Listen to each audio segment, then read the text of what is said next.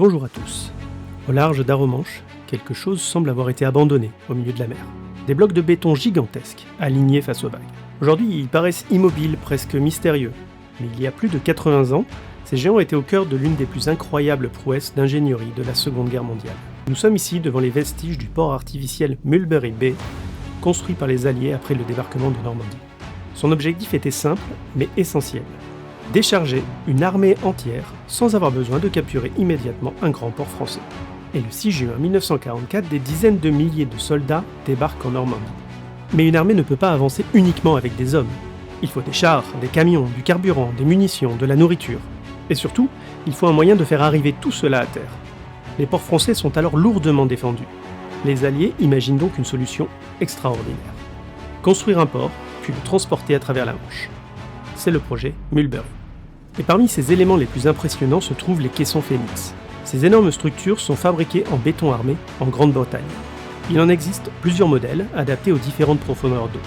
Les plus grands peuvent mesurer jusqu'à 60 mètres de long, près de 17 mètres de large et jusqu'à 18 mètres de haut. Et leur poids peut dépasser 6000 tonnes. Pour donner une idée, c'est comme déplacer un immeuble de plusieurs étages sur la mer. Et pourtant, ces monstres de béton devaient flotter.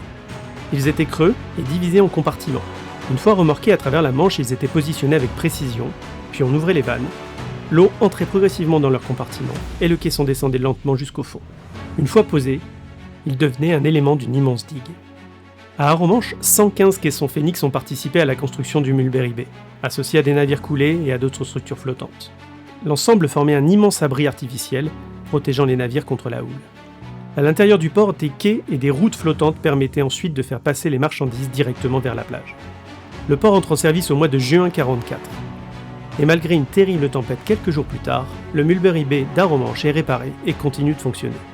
Pendant plusieurs mois, il devient une véritable porte d'entrée pour les armées alliées.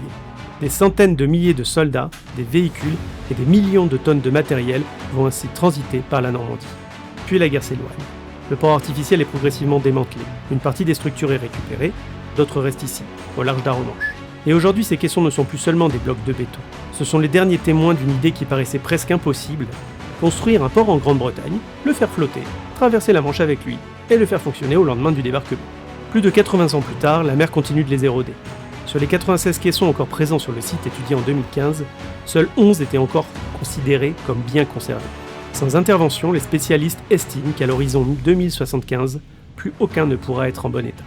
Alors lorsque vous regardez ces silhouettes depuis le ciel, vous ne regardez pas simplement des ruines.